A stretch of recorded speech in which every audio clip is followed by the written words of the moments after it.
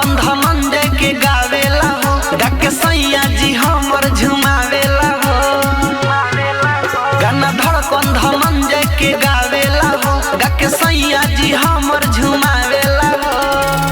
उनके नियन नाच जीत लेवे मन के, बलमा बफैन मोर धनंजय धड़कन के।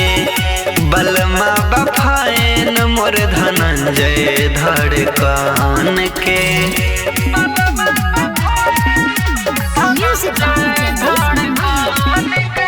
ऑन्स रिकॉर्डिंग स्टूडियो सिंगरौनगढ़ बारा।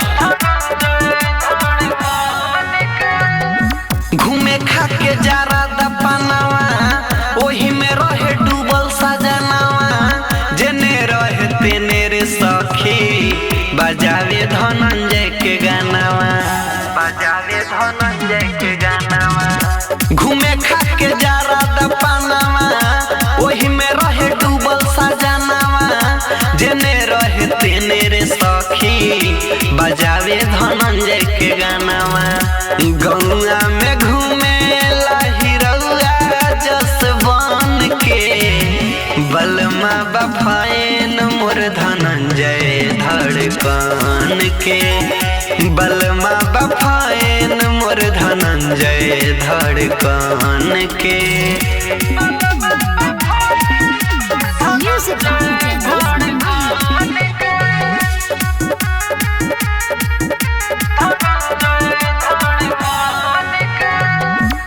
टाइम से खाए न खाना, सुने खाली उनके गाना।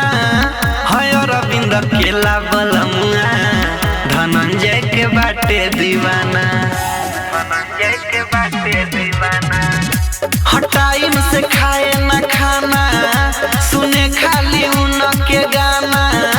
है अरविंद केला बलमुआ, धनंजय के बाटे दीवाना।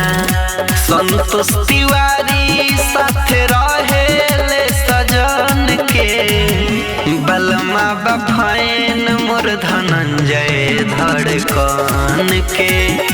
बलमा बफैन मोर धनंजय धड़कन के।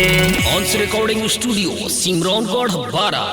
बलमा बफैन मोर धनंजय धड़कन के।